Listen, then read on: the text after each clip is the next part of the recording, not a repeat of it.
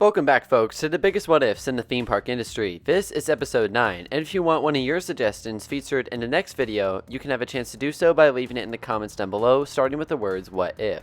For this episode, let's start with two separate but related El Toro what if questions. Cat1234, what if Six Flags removes El Toro due to the various accidents it's had? So let me give you a brief rundown of what this coaster has experienced in the last few years, because there's been a lot of stuff going on here. Even though, now that I say it, what's happened to the coaster itself is less important than the people it's impacted. But regardless, there have been a couple of accidents that have happened on this coaster and malfunctions that Six Flags Great Adventure has had to deal with. It's hard to believe that all of this really started 4 years ago. On June 29, 2021, a train on El Toro partially derailed after the rear car's upstop wheels moved on top of the track. They're not supposed to be there.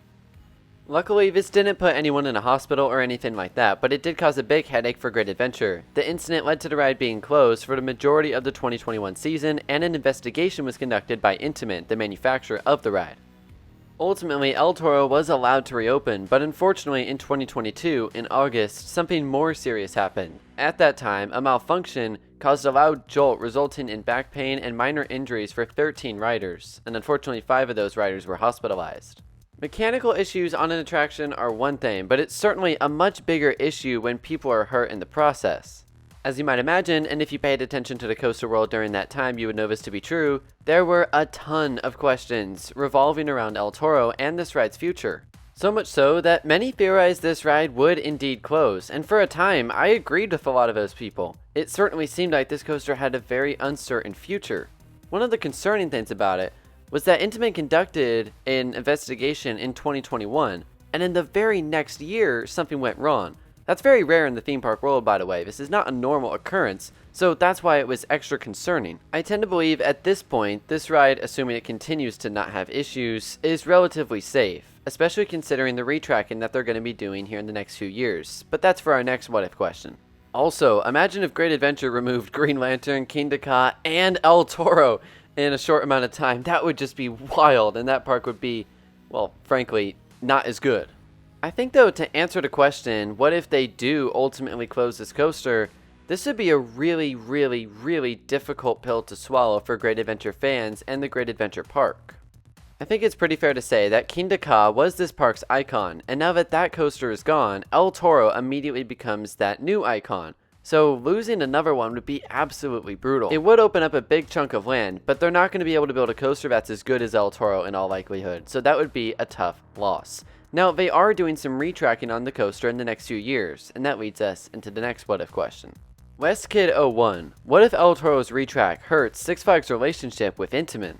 This retrack is going to take a couple years to complete. This year, 20 sections of track are being rebuilt, and next year in 2026, 82 new track rails are going to be added from Intamin. And then in 2027 and beyond, you could see a second phase of retracking from Intamin. The park is trying to salvage this coaster and put those issues behind it.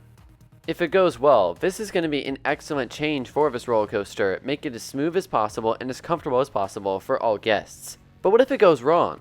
As it is, Six Flags has pretty rarely worked with Intamin over the years, especially the Legacy Cedar Fair side. So I tend to believe that this new chain is going to be even more hesitant to work with Intamin in any case.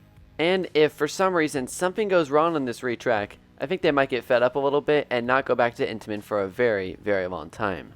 So perhaps this is a good opportunity for Intamin to try to get back into the good graces of this chain a little bit. If they're successful, maybe Six Flags will be more inclined to work with them in future years. Who knows? Let's go to our third question now in Memes RCT. What if California's Great America actually built a B&M Hyper coaster instead of sending it off to Kings Island as a giga coaster?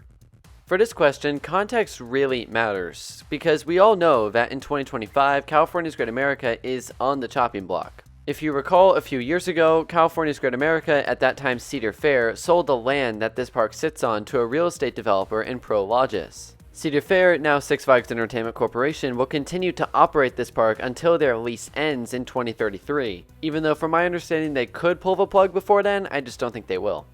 It's going to be kind of weird celebrating this park's 50th anniversary next year, because this park is on a time bomb and there's no doubt about that. But before all of this went down, There was a bright future for CGA, at least so it seemed. If you go all the way back to 2017, on January 24th, the Santa Clara City Council approved the Great America Theme Park 20-year master plan. This was a really exciting announcement and prospect, and included a rezoning of the land that the park sat on, but more importantly for us, new rides and attractions in the coming years, most notably a B&M Hyper coaster. A B&M Hyper would have been absolutely huge for Great America, both literally and also figuratively. There's nothing in Northern California like this. The closest we have to a B&M Hyper in California would be Goliath at Six Flags Magic Mountain, but that ride is very, very different. Both B&M Hypers and Giovannola Hypers are big, tall, and fast, but otherwise there are no similarities. B&Ms focus a lot more on airtime, and, frankly, are considered the far superior attractions. They really should have gotten a B&M, if you know you know. Great America does not have a coaster that focuses on floater airtime, nor do they have a coaster that comes anywhere near a B&M Hyper's height. This would have been an amazing addition. From everything we know, the plans were changed from a B&M Hyper to California's Great America and shifted into a B&M Giga for Kings Island. Hence, Orion opened in 2020, which was a huge addition for Kings Island as well, finally getting their Giga. But unfortunately, this left Great America without their speed and airtime machine. And it also left Great America without pretty much every single attraction that was listed on that master plan. Which is of course too bad, and to me the bigger question here is not what if California's Great America got the B&M Hyper coaster, but what if California's Great America got the whole master plan, because it kind of felt like it was all shoved to the side. But to answer the question, if California's Great America had just gotten a B&M Hyper, I think that in and of itself would have really driven up this park's attendance, especially from us coaster fans. Now, obviously we're the minority, but I think the general public would also flock to the park to ride this amazing new attraction. And then whether the other elements of that master plan came through or not, I think it would have only been a net positive for Great America. And think about the top 3 within the park as well, of a Hyper, Railblazer the RMC Raptor, and Gold Striker the GCI Wood Coaster. That is a dang good top 3. As for Kings Island, frankly, I think this park would have been just fine. They get a lot of investment as is and would have gotten something else almost as exciting. And at some point in the future, there's a good chance they would have gotten a B&M Giga coaster anyway, even if it wasn't this repurposed edition. CGA not getting that coaster I think is a much bigger impact than Kings Island getting that coaster, if that makes sense. Overall, it's definitely too bad for CGA, and as my Legacy Cedar Fair park, I would have loved to see such exciting investment into this park. While on the topic of Legacy Cedar Fair, let's go to Anime Cyclone. What if Cedar Fair never stopped working with RMC? Legacy Cedar Fair went all in on RMC for 2018, and then all out in the years since. In 2018, they added Steel Vengeance at Cedar Point, Twisted Timbers at King's Dominion, and Railblazer at California's Great America. A few of these coasters, in particular Steel Vengeance, had some issues, especially early on in their operation, and it's been rumored that Cedar Fair wasn't totally pleased with their experience with RMC. Evidence in this point is the fact that Legacy Cedar Fair didn't add another RMC coaster after working with them those 3 times in 2018. Let's understand the fact though that RMC only makes quality coasters. What happens behind the scenes might be something else, but the rides themselves are absolutely phenomenal. It's for this reason that adding more RMC coasters into the Legacy Cedar Fair chain would have only been a net positive for the chain as a whole in their coaster department. And there are definitely places where an RMC coaster could go comfortably on the Legacy Cedar Fair side of this Six Flags chain. Some wooden coasters that could definitely be RMC'd.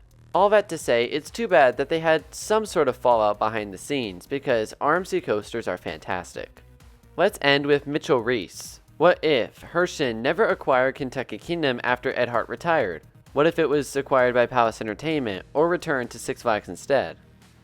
This question was originally asked a few months ago, but it's kind of ironic to look back on now because Herschend has purchased the Palace Entertainment parks, so now Palace is Herschend. It's just kind of funny to me because there maybe was a world where Palace purchased this park and then Herschend purchased Palace. But regardless, I think Herschend was the best option here. They've done some good things to improve the overall quality of this park, like adding Discovery Meadow in 2025. To be honest, I don't have a lot of faith in Palace Entertainment or Six Flags to really do this park justice. What I mean by that is that Herschend is going to make this into more of a theme park. In fact, they've changed the name of the park to reflect that. Six Flags and Palace would have added rides and attractions, but certainly not made it a theme park. I think at the end of the day, this park is the best it's going to be under Herschend. And of the Six Flags versus Palace comparison, I think Six Flags would have been the better option here. It feels like they have a little bit more resources and could invest a little more regularly.